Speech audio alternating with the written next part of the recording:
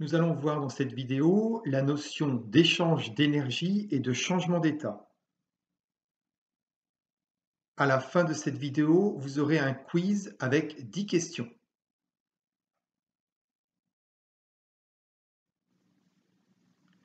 Les trois états de la matière sont l'état solide, l'état liquide et l'état gazeux.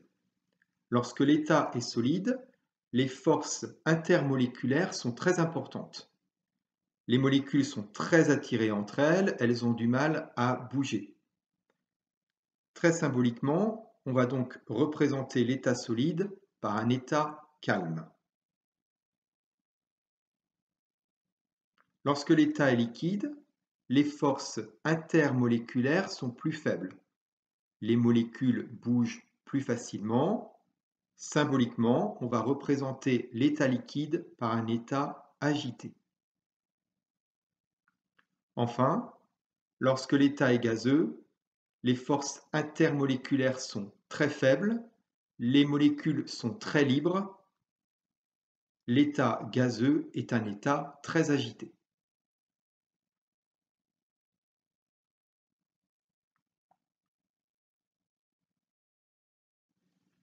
Imaginons maintenant un système dans un état calme. Ce système subit une transformation, si bien que son état devient agité. On vient donc de réaliser un changement d'état. Puisque l'on passe d'un état calme à un état agité, ça veut dire que ce système a absorbé de l'énergie thermique.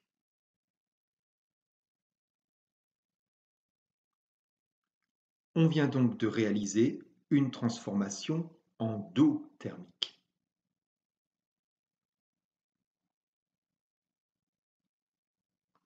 De l'eau à l'état solide est un état calme. De l'eau à l'état liquide est un état agité. Lorsque l'on passe de l'état solide à l'état liquide, on réalise un changement d'état que l'on appelle une fusion. Une fusion est donc une transformation endothermique car le système doit absorber de l'énergie pour passer de l'état solide, calme, à l'état liquide, agité.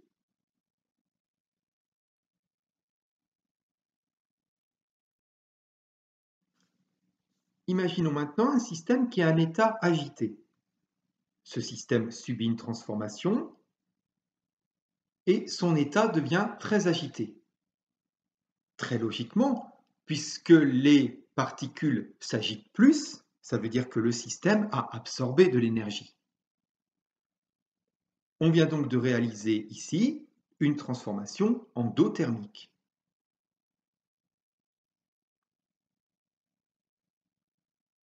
De l'eau à l'état liquide est un état agité. De l'eau à l'état vapeur est un état très agité.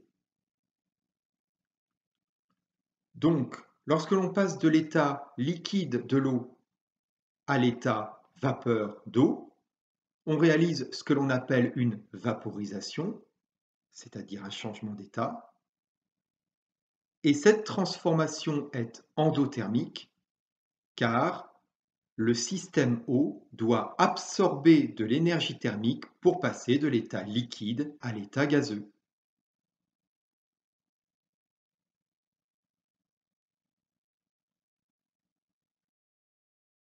Prenons maintenant un état agité qui subit une transformation et qui devient un état calme. On vient donc de réaliser un changement d'état. Puisque les molécules sont plus calmes après, ça veut dire que le système a cédé de l'énergie. On vient donc de réaliser une transformation exothermique.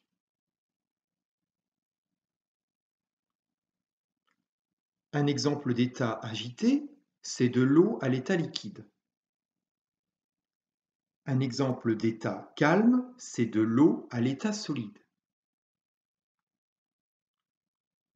Passer de l'état liquide de l'eau à l'état solide de l'eau, c'est réaliser ce que l'on appelle une solidification. Donc, lorsque l'eau passe de l'état liquide à l'état solide, le système doit céder de l'énergie thermique à l'extérieur. C'est une transformation exothermique.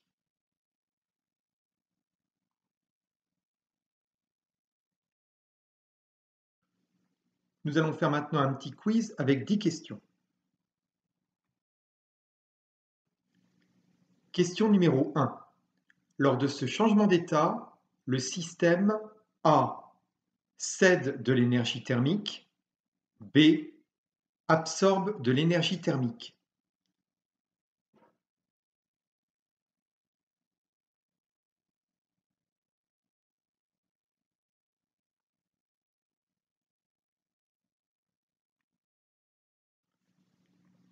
Question numéro 2. Lors de ce changement d'état, le système A cède de l'énergie thermique, B absorbe de l'énergie thermique.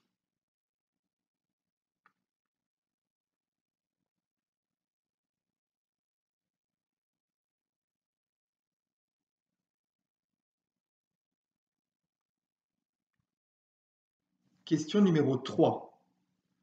Lors de ce changement d'état, le système A cède de l'énergie thermique, B absorbe de l'énergie thermique.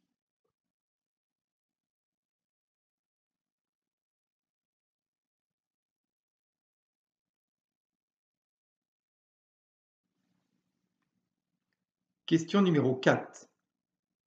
Cette transformation est A endothermique, B exothermique.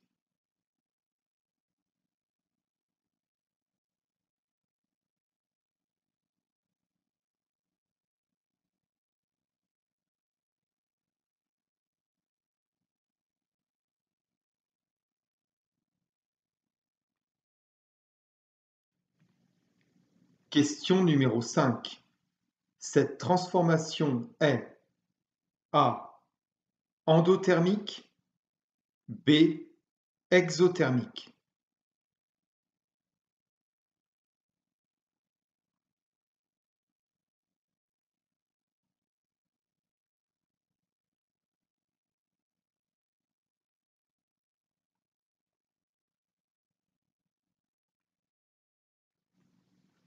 Question numéro 6. Cette transformation est A endothermique, B exothermique.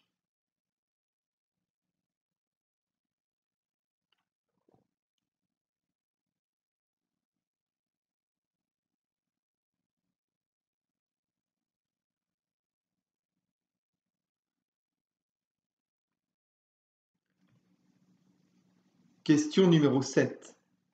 L'état solide est un état A calme, B agité, C très agité.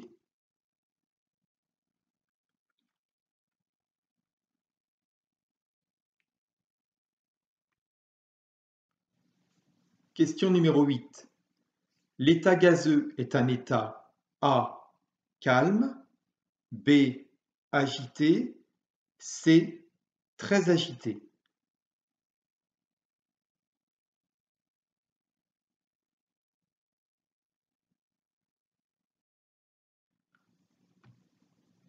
Question numéro 9.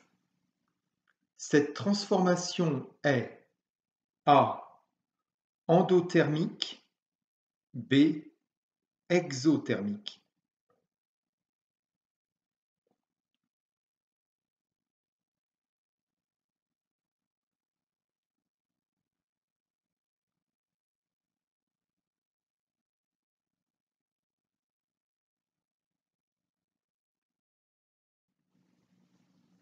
Question numéro 10. Une fusion est une transformation A endothermique, B exothermique.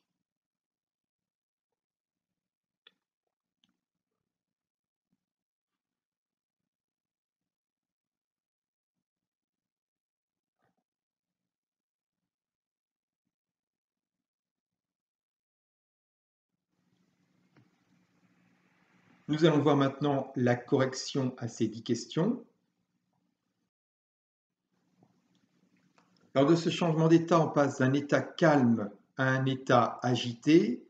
Le système absorbe donc de l'énergie. Réponse B.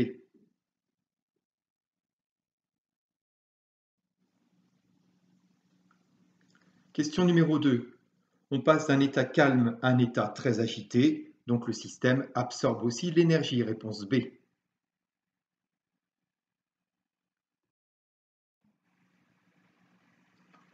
Question numéro 3. On passe d'un état agité à un état calme, donc le système A cède de l'énergie.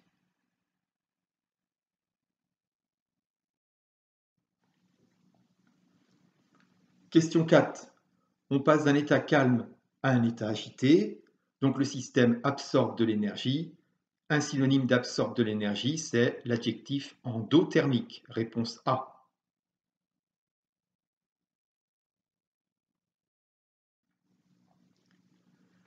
Question numéro 5. On passe d'un état calme à un état agité, très agité même, donc le système absorbe de l'énergie. S'il absorbe de l'énergie, c'est donc une transformation endothermique.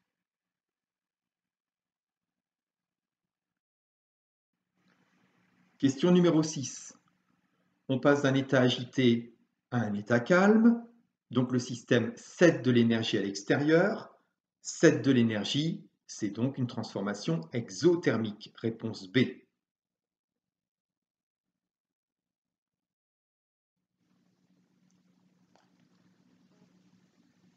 Question numéro 7.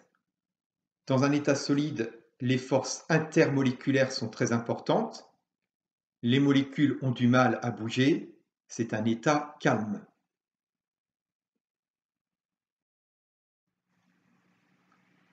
Question numéro 8.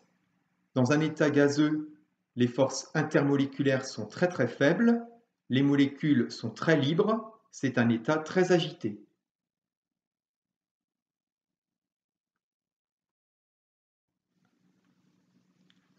Lorsqu'on passe d'un état gaz à un état solide, on passe d'un état agité à un état calme. Donc, il y a de l'énergie qui est cédée à l'extérieur. C'est donc une transformation exothermique.